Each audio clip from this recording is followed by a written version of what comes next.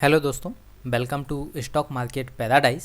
आज की वीडियो में हम बात करने वाले हैं ऐसी कंपनी के बारे में, ऐसे सेक्टर के बारे में जो कि आपको डिफेंस से रिलेटेड देखने को मिलेगा। मुझे बहुत ही ज़्यादा क्वेश्चन आ रहे थे कि इस कंपनी के बारे में आप रिव्यू कीजिए, किस तरीके से आपको जो स्टॉक प्राइस देखने को मिल रहा है, किस तरीके से कंपनी परफॉर्मेंस कर रही है। ये बहुत ही ज़्यादा हमारे लिए बहुत ही प्रॉब्लम क्रिएट कर रहा है, तो उसके लिए मैंने ये वीडियो बना रहा हूँ। देखिए, बहुत ही ज़्यादा आपको इसमें अपसाइड मूवमेंट देखने को मिलेगा, कभी कभी फिर डाउन साइड मूवमेंट देखने को मिलेगा। तो ये बहुत ज़्यादा वॉलेटाइल देखने को आपको मिलेगा स्टॉक प्राइस। और जो कंपनी है ये आपको डिफेंस से भी रिलेटेड देखने को मिलेगी और ये स्पेस टेक्नोलॉजी में भी काम करती है, तो दोनों के लिए ये काम करती है। अब कई लोग कहेंगे कि डिफेंस सेक्टर बहुत ज़्यादा आगे नहीं जा सकता, बहुत ज़्यादा इसमें स्कोप नहीं है। तो देखिए, डिफेंस बहुत ज़्यादा इंपॉर्टेंट होता है किसी भी कंट्री के लिए, क्योंकि आपको एट दी एंड कंट्री को डिफेंड तो करना ही पड़ता है। अगर कोई कंट्री पे अगर हमला कर देता है तो आपका डिफेंस सेक्टर ही काम में आने वाला है, आपका ना ही आपका। हाँ, डिफेंस में आईटी सेक्टर भी हेल्प करता है, क्योंकि बहुत ज़्यादा टेक्नोलॉजी का भी यूज होता है। आज की वॉर अगर होती है तो आज के दिन में अगर आप लड़ाई करते हो तो भी आईटी का यूज होता है। तो आईटी सेक्टर तो ऊपर जाएगा, ये तो श्योर है, 100% आपका आईटी सेक्टर ऊपर जाने वाला है। साथ ही में आपको डिफेंस सेक्टर भी ऊपर जाता हुआ देखने को मिलेगा। अब जो डिफेंस सेक्टर है उसके लिए आपको मार्केट में जो कंपनी देखने को मिलेंगी बहुत ज़्यादा नहीं होती। आपको बहुत ही कम कंपनी देखने को ऐसी मिलेंगी जो कि डिफेंस सेक्टर के लिए काम करें, स्पेस सेक्टर के लिए काम करें। अब स्पेस के लिए जो कंपनी काम करती हैं, जैसे कि डीआरडीओ कोई अगर प्रोडक्ट यूज करते हैं तो ये स्पेस टेक्नोलॉजी ही यूज करते हैं। स्पेस में जो भी टेक्नोलॉजी है उसके लिए ये प्रोडक्ट बनाएंगी ये कंपनी, और डीआरडीओ उनसे ख़रीदेगा और फिर यूज करेगा। डिफेंस की अगर बात करें तो यहाँ पे जैसे कि मिलिट्री है, आर्मी है, उसको कोई अगर प्रोडक्ट चाहिए, उसको कोई मशीन्स चाहिए तो वो ये कंपनी बना के देगी, ये खरीदेंगे और फिर यूज करेंगे। नासा जो है वो भी आपको स्पेस के जो आप देखोगे प्रोडक्ट है वो यूज करते हुए देखने को मिलेगी। और वो नासा नहीं बनाती, बहुत सारे प्रोडक्ट ऐसे होते हैं कि बाज़ार में मार्केट से ख़रीदे जाते हैं और फिर जो नासा खरीदती है उनको यूज करती है। तो जिस कंपनी की हम बात कर रहे हैं, अगर इसका बिजनेस सेगमेंट हम देखें तो यहाँ पे आप देखोगे डिफेंस और स्पेस ऑप्टिक्स में ये कंपनी जनरेट करती है 45% ऑफ रेवेन्यू, जो कि बहुत ही बेहतरीन यहाँ पे रेवेन्यू यहाँ से जनरेट करती है कंपनी। क्या काम करती है डिफेंस एंड स्पेस ऑप्टिक्स में? ये कंपनी बनाती है थर्मल इमेजिंग, जो कि स्पेस एप्लीकेशन होती हैं उनमें थर्मल इमेजिंग होती है। इसमें स्पेस इमेजिंग जो सिस्टम होते हैं वो ये कंपनी बनाती है। तो इनके थ्रू जो कंपनी जनरेट करती है 45% of the revenue. Defence electronic and EMP solution अगर देखें तो यहाँ से जनरेट करती है 28.5% ऑफ दी रेवेन्यू। और यहाँ क्या बनाती है कंपनी? रगडाइज्ड कंप्यूटर सब system, human machine interface system, high and compact computer. ये कौन से होते हैं? देखिए, किसी भी टाइम में किसी भी कंडीशन में जो कंप्यूटर काम करें वही आपको हाई एंड कॉम्पैक्ट कंप्यूटर देखने को मिलते हैं। ये हार्श एनवायरमेंटल कंडीशन में भी काम कर पाएँ ऐसे होते हैं। जैसे कि आपका जो कंप्यूटर होता है वो बहुत ही हार्श कंडीशन में काम नहीं कर सकता, ज़्यादा टेम्परेचर हो जाएगा तो बंद हो जाएगा, कम हो जाएगा तो भी बंद हो जाएगा। तो ये सारी प्रॉब्लम ना हो उसके लिए भी जो ये कंपनी काम करती है हाई एंड कॉम्पैक्ट कंप्यूटर बनाने में। फिर अगर देखें हैवी इंजीनियरिंग, यहाँ से कंपनी जनरेट करती है 26% ऑफ द रेवेन्यू। और इसमें कंपनी क्या बनाती है? Metal tubes, flow forming machine, racks, cabinets, consoles और भी बहुत सारी चीज़ें यहाँ पे आपको देखने को मिलेंगी हैवी इंजीनियरिंग में। अगर बात करें कि यहाँ पे जो कंपनी देखने को हमें मिल रही है इसकी मैन्युफैक्चरिंग कैसी है, क्या आपको यहाँ पे मैन्युफैक्चरिंग फैसिलिटीज़ जो हैं अच्छी देखने को मिलती हैं? तो हाँ, यहाँ पे अगर आप देखोगे ऑलमोस्ट आपको 400+ वर्कफोर्स देखने को मिलेगी, यानी कि आपको एम्प्लॉयर जो हैं बहुत ही ज़्यादा देखने को मिलेंगे कंपनी में। जो आप 2 फैसिलिटीज़ देखोगे कंपनी की, ये एक आपको दोनों आपको महाराष्ट्र में देखने को मिलेगी। एक है आपके नेरोल जो कि नवी मुंबई में है, दूसरी है अंबरनाथ जो कि थाने में है। पोर्टफोलियो अगर देखें कंपनी का डाइवर्सिफाइड पोर्टफोलियो आपको देखने को मिलेगा। यहाँ पे कंपनी प्रोड्यूस करती है 33 types of different categories of products. तो 33 डिफरेंट कैटेगरीज ऑफ प्रोडक्ट बहुत ही बेहतरीन आपको पोर्टफोलियो यहाँ पे देखने को मिलता है। देखिए, जितने ज़्यादा प्रोडक्ट कोई कंपनी अगर प्रोडक्ट बनाती है तो उससे क्या होता है, कंपनी किसी भी एक प्रोडक्ट पे रिलाई नहीं करती। मान लीजिए अगर कंपनी यहाँ पे एक मोबाइल फ़ोन बना रही है, तो यहाँ पे अगर मोबाइल फ़ोन की सेल ख़त्म हुई, यानी कि लोगों ने यहाँ पे इस पर बिलीव करना बंद किया, ये सेल नहीं हो रही, तो यहाँ पे कंपनी डूब जाएगी। लेकिन अगर यहाँ पे कंपनी मोबाइल फ़ोन भी बना रही है, कंप्यूटर भी, लैपटॉप भी, यहाँ पे अगर देखें टैबलेट भी बना रही है, तो अब ये इसकी सेल कम हुई, हो सकता है इसकी ज़्यादा हो जाए, इसकी कम हुई, हो सकता है इसकी ज़्यादा हो जाए, हो सकता है इसकी ज़्यादा हो जाए। तो कंपनी फिर क्या है, डाइवर्सिफाइड जब पोर्टफोलियो होता है तो यहाँ पे बहुत ही बेहतरीन आपको रिस्पॉन्स देखने को मिलता है कंपनी में, क्योंकि यहाँ पे फिर कंपनी लगातार एकदम से अगर देखोगे तो बैंकरप्ट नहीं होती। अगर बात करें यहाँ पे और एक्सपोर्ट की, कंपनी का जो प्रोडक्ट है वो एक्सपोर्ट किस तरीके से देखने को मिलते हैं हमें, इंडियन डिफेंस कंपनी जो हैं उनको परमिशन है गवर्नमेंट की तरफ से, ऑथोराइज्ड है ये कि ये प्रोडक्ट जो हैं वो बेच सकती हैं केवल 42 कंट्रीज़ में। और यहाँ से ये जो कंपनी है ये 12.5% रेवेन्यू जनरेट करती है। ये डेटा हम देख रहे हैं 2020 के अकॉर्डिंग। अगर यहाँ पे इसके कस्टमर देखें कंपनी के, तो आप देखोगे कि Amos, Belgium, Israel, south Korea, ये सारी कंट्रीज़ यहाँ पे आपको कस्टमर देखने को मिलेंगी इस कंपनी की। तो कंपनी अगर ओवरऑल देखें तो बहुत ही अच्छा यहाँ पे परफॉर्म कर रही है, बहुत ही बेहतरीन आपको यहाँ पे देखोगे कि प्रोफाइल देखने को मिलती है कंपनी की तरफ से।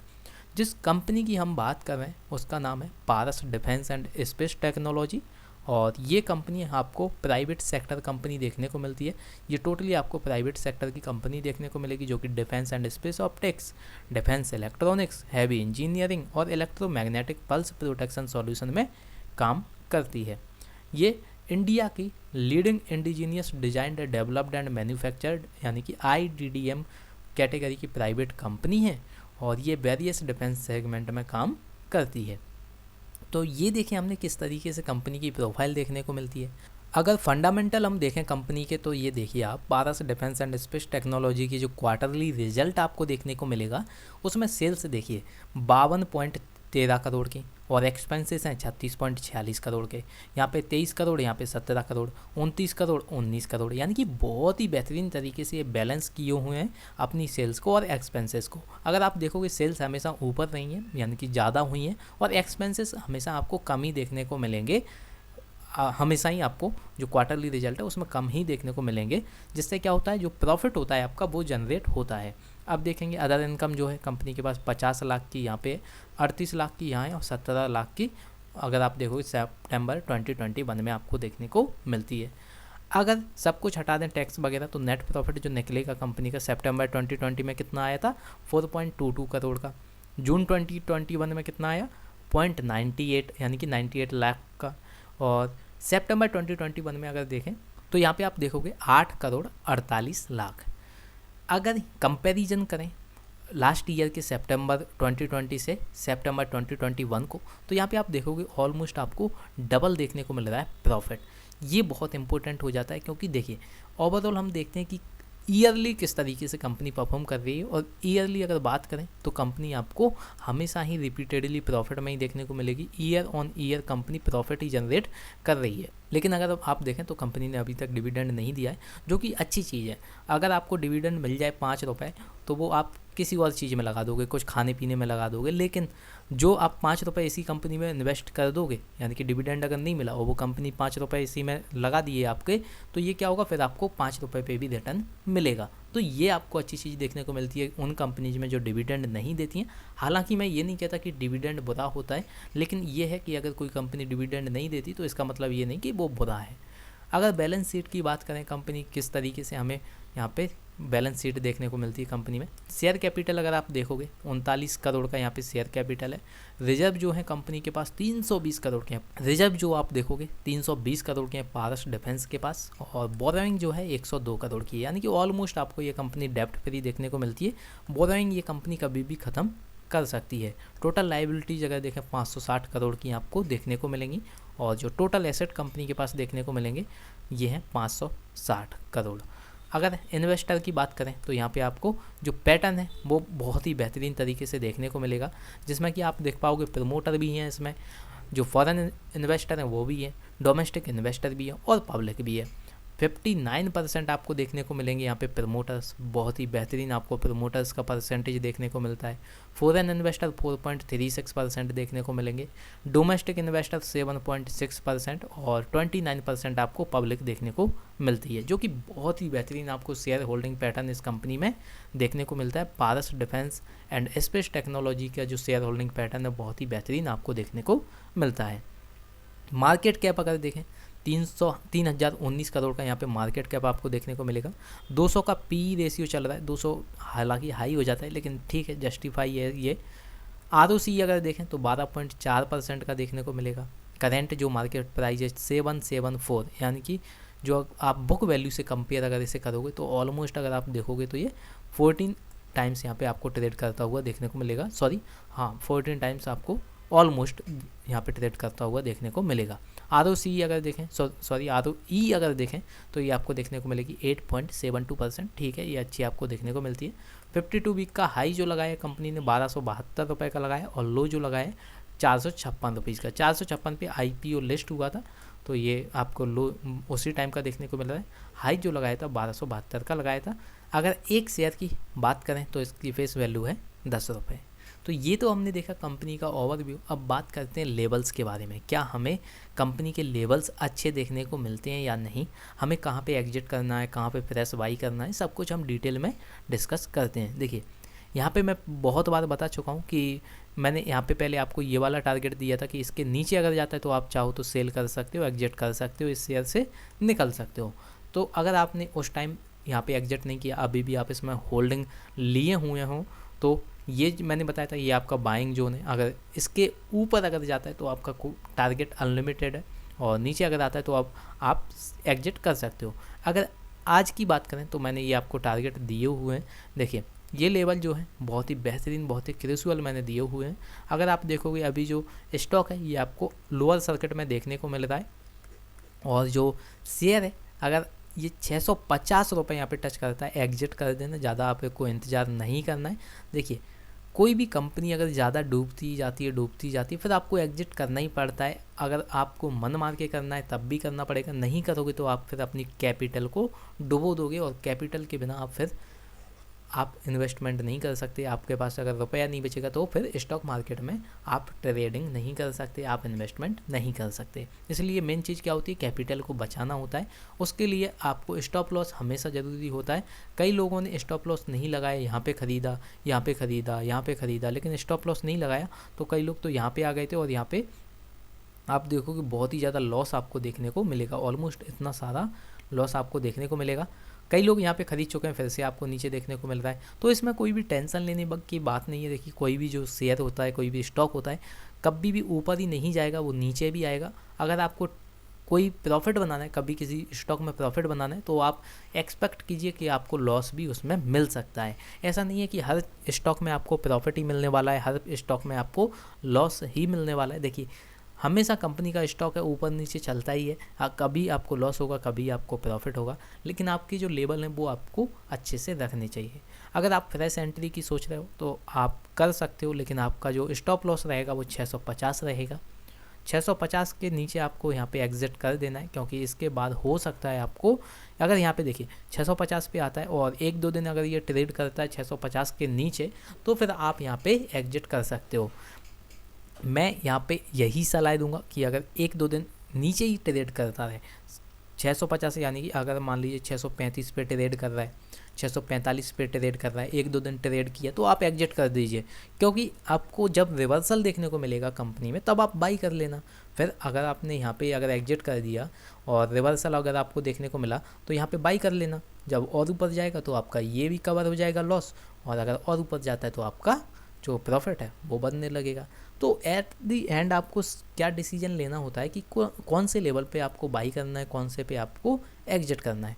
और ये जो जोन मैंने बनाया हुआ है इसमें आप बाई कर सकते हो, कभी भी आप बाई कर सकते हो। अब भी आप देखोगे कि लोअर सर्किट लग चुका है, तो अब भी बाई मत करना, अभी फ्रेश एंट्री मत लेना, जब तक कि ये शेयर जो है, जो कंपनी है, इसका स्टॉक प्राइस जब तक नॉर्मल यहाँ पे ट्रेड करता हुआ आपको देखने को ना मिल जाए तब तक इसमें फ्रेश एंट्री मत करना। अगर यहाँ पे आप खरीद चुके हो कहीं इस लेवल पे और अब आप सोच रहे हो कि मुझे निकलना है, तो 650 रुपये आपका स्टॉप लॉस रहेगा। हालांकि बहुत बड़ा मैंने स्टॉप लॉस इसीलिए दिया है क्योंकि ये जो कंपनी है बहुत ही ज़्यादा वॉलेटाइल हो चुकी है। अगर आपने निफ्टी के चार्ट को कभी देखा हो, बहुत ही ज़्यादा वॉलेटाइल होता है। और कंपेयर किया जाए अगर पारस डिफेंस के स्टॉक को, तो आपको सेम टू सेम देखने को मिलेगा। निफ्टी भी ऑलमोस्ट आपको इसी इतना ही परसेंटेज में आपको यहाँ पे वॉलेटिलिटी देखने को मिलेगी, इतनी आपको पारस डिफेंस में देखने को मिलेगी। देखिए कभी कोई स्टॉक इतना ऊपर जाए फिर नीचे आ जाए, फिर ऊपर जाए फिर नीचे आ जाए, फिर ऊपर जाए, तो ये वॉलेटिलिटी बहुत ही ज़्यादा क्रिएट हो चुकी है इस स्टॉक में। और ये लेवल्स आपके मैंने दे दिए, अगर आप चाहो तो इसमें रह सकते हो। जब भी इसको टच करता है, इसके नीचे अगर आता है, 1-2 दिन ट्रेड करता है, तो आप एग्जिट कर देना। जब आपको रिवर्सल देखने को मिले तो इसी लेवल पे आपको बाई करना है, 740 और 735 के लेवल पे आपको बाई करना है। और जो आपका टारगेट रहेगा वो अनलिमिटेड रहेगा, जितना भी ऊपर जाएगा वो आपका टारगेट बन जाएगा। तो इसमें मैंने सब कुछ आपको बता दिया है। ये देखिए पहले बहुत ही ज़्यादा अपर सर्किट में जा रहा था, फिर एक किसी दिन सर्किट खोलता है, लोअर सर्किट लगा देता है।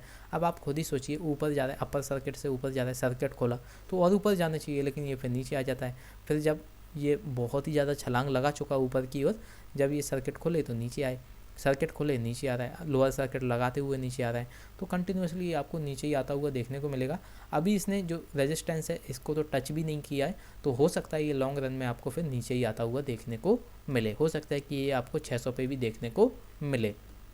तो ये रहे सारे levels Paras defence and space technology के। और अगर आपको कोई यहाँ पे क्वेश्चन आता है तो आप मुझे कमेंट करके बता सकते हैं।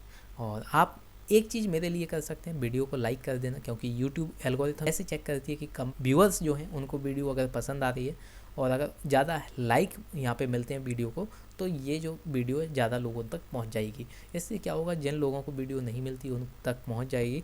जिन लोगों का नुकसान हो रहा होगा वो ये वीडियो देख के अपना नुकसान होने से बच सकते हैं। तो आप बस लाइक कर देना, और आपको कोई क्वेश्चन हो तो कमेंट करके आप मुझे भेज सकते हो।